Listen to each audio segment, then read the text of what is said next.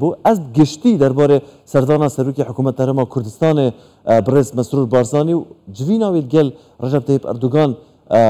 سروکی ترکیه از زیادتر سر راستن میوانه که مه برز دکتور فاروق قرداغی جی استانبول شارزه آبوری و پیوندی نف دولتی گرمنه ام کاتتان باش ام کاتی ایوش باش زور سپاس ام سردانه سروکی حکومت هرمی کردستان بۆ تورکیا و کۆبوونەوەیان لەگەڵ ڕەجەب تەیب ئەردوگان دوای دووبارە هەڵبژاردننی وەکو سەرۆکی تورکیا چۆن هەڵدەسەنگێنن لە ڕۆی سەرەتا ئابوورێکی ئینجا سیاسێکەوە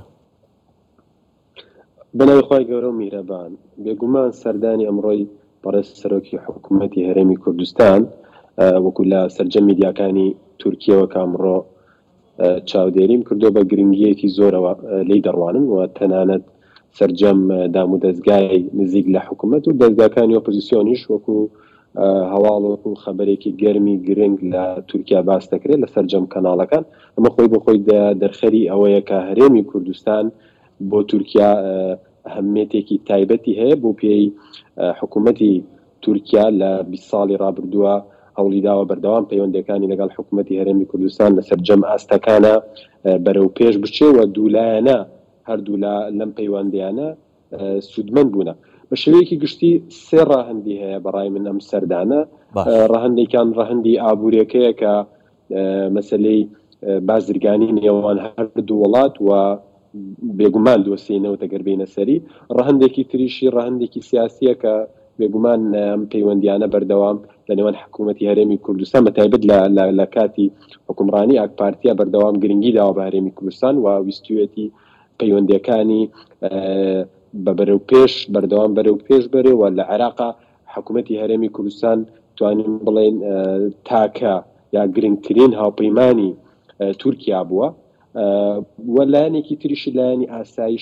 ئاسایشە کە سیکۆریتی مەبەستم ئەویش لە مەسلەی ڕێکەوتنامەی شنگال و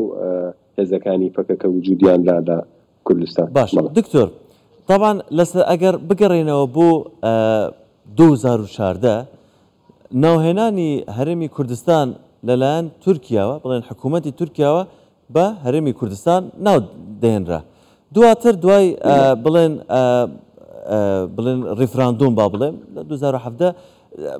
بابەتەکە تاوەکو ئەم ساڵ ببوو باکووری عێراق کە باس لە هەرێمی کوردستان دەکرا لەم سەردانەدا لە ڕاگەندراوەکەدا ئاماژە بۆ کردووە بوو کە هەرێمی ئیدارەی کورد لە عێراق بڵێن ئەم گۆڕینی ئەم دەستەواژانە لە ئێستادا یعنی دووبارە ناوهێنانی کورد ئیدارەی کوردی لە عێراق کاریگەری لەسەر پەیوەندیە ئابووری و بازرگانی و ئێنەرژیەکانیش دەبێتن لە نێوان هەرێمی کوردستان و تورکیادا بێگومان ئێمە کاتێک سێری ئەمڕۆ دەستگاکانی میدیاکان مەکرد دەستگای ئاهەبەر هەیە کە دەستگای ڕسمی نیمچە فەرمی بە حکوومەتی ئاک پارتیە تەنانەت نووسیبیان بەڕێز سەرۆکی حکوومەتی هەرێمی کوردستان کە پێشترم دەستگای بەنەوە بەناوبانگ بوو کە نەک ناوی هەرێمی کوردی لە دەست میدیاکانی نزیک لە سەرۆکایەتی کۆمار و دەستگای فەرمی وەکو حکوومەتی کوردی ناوبراوە بەڵام لەلایەن دەستگای نیمچە فەرمیەکانەوە بە هەرێمی کوردستان ناوبراوە ئەمە بەڕای من دەرخەری وەکو میوانەکانتان لە بەرز هاوڕێی بەرزم کاک عەبدوڕەحمان کورد ئەندا مەکتەب سیاسی ئاک پارتی لە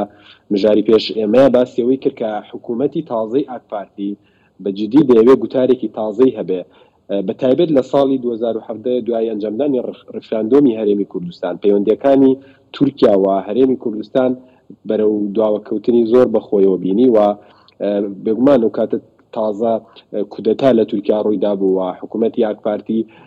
پاوپەیمانێکی بەهێزی هەبوو لەگەڵ حزبی نەتەوە پەرستی تورکیا مەهەپە بەڵام دوای سەرکەوتن لەم هەڵبژاردنە هەست دەکەین کە گوتارێکی تازە هەیە بەگشتی بەرامبەر کورد و بەتایبەت ئەم 4-5 ساڵی دوای ڕیفراندۆمی هەرێمی کوردستان و پەیوەندیانە بەرەو خراپبوو چوون بەڵام لە ئێستا هەست دەکەین